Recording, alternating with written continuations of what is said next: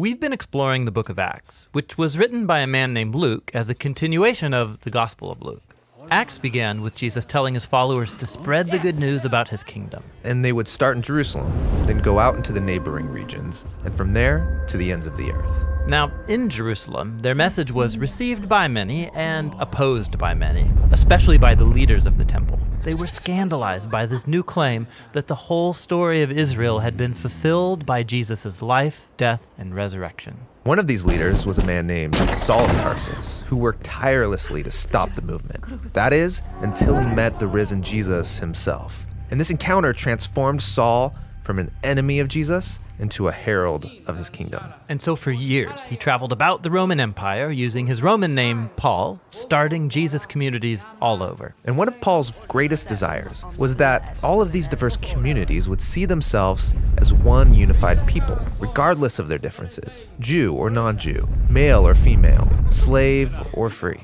Jesus was creating one unified family of equals living together under his rule. And this brings us to the final section of Acts. Back in Jerusalem, where the movement began, the Jewish followers of Jesus were suffering from a drought and food shortage. And Paul was so passionate about the church's unity that he began a major fundraising project among the diverse churches he had started. They would pool their money together so he and a group of representatives could take it as a relief gift to Jerusalem. But it's not safe for Paul in Jerusalem.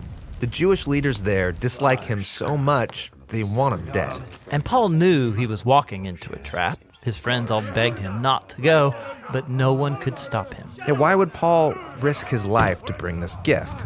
Couldn't he have sent someone else? Well, for Paul, this was personal. Jerusalem was where he used to participate in the murder of Jesus' followers, and now he gets to serve them. It's also where Jesus himself was executed, and so for Paul, it would be an honor to suffer there alongside his king. Paul goes to Jerusalem, and as expected, he's found by his enemies. A mob forms, and they try to kill him. But Roman soldiers save his life by taking him into custody. The Jewish leaders are accusing Paul of starting a revolt against Rome, but they can't prove it. And the Romans don't know what to do with him. Yeah, they can see Paul's not a criminal, but his claim that a crucified Jewish man is the risen king of the world, it keeps getting him into trouble. And so Paul gets transferred from one court to another until he demands that his case be tried before the court of Caesar in Rome. And so they happily ship him off. Now, throughout this section of Acts, Luke, the writer of the story, has portrayed Paul's trials and imprisonments so that they resemble his previous stories of Jesus' trials and imprisonment. Luke's making an important point.